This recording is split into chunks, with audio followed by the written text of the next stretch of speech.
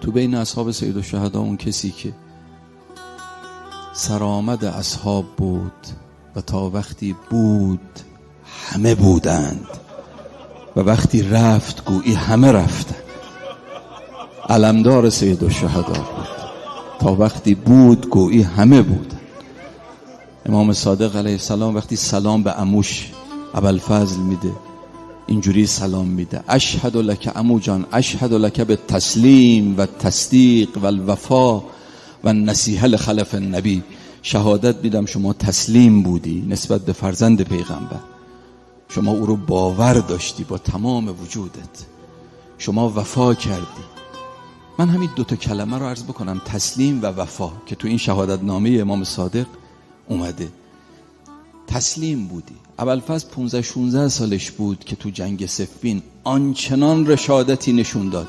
15-16 سالش تو جنگ صفین در رکاب پدرش امیرالمومنین آنچنان زهر چشم گرفت. دیگرانی که به عنوان دشمن بودن میدونستن که این شیر بچه امیرالمومنین ترس تو وجودش نیست. خب حالا تو کربلا 34 سالش، یعنی اوج جنگاوری، اوج قدرت. 34 سالشه، اوج تجربه برای یک جوان. خب وقت امام حسین بهش گفتش که چی کار بکن، امام حسین بهش گفت تو نگهبان خیمه ها باش و آب برو بیار. یعنی یه نیروی خدماتی.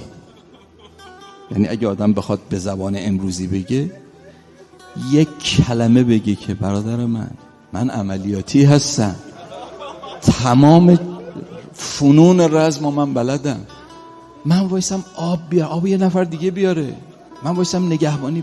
ابدا. اصلا برای ابوالفضل جنگ مطرح نبود، برای ابوالفضل تسلیم بودن هدف بود. این مهمه، تسلیم ولی خدا بودن.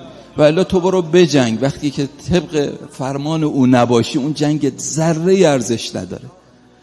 اون جنگ که ارزش نداره، برای او تسلیم بودن مهم بود. اشهد لک به تسلیم و تصدیق و الوفا. وفا یعنی یه کاری رو پروپیمان انجام دادن، نصف نیمه نه. مثل که بابا به بچهش میگه که برو فلانی رو صدا کن بیاد، میره در خونه او یه صدا میزنه، وقتی میبینی کسی نیست پری برمیگرده.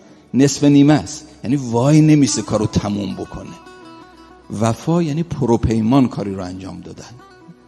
ابوالفضل علیه السلام آنچنان پروپیمان کار رو انجام داد که وقتی وسائل شهدای کربلا به غارت رفت، به دست یزید تو شام رسید، تو بین وسائل غارت شده یه پرچم بود، هیچ جای سالم نداشت، فقط جای دستگیرش بود. یزید گفتش که این پرچم دست کی بود؟ گفتن دست عباس ابن علی.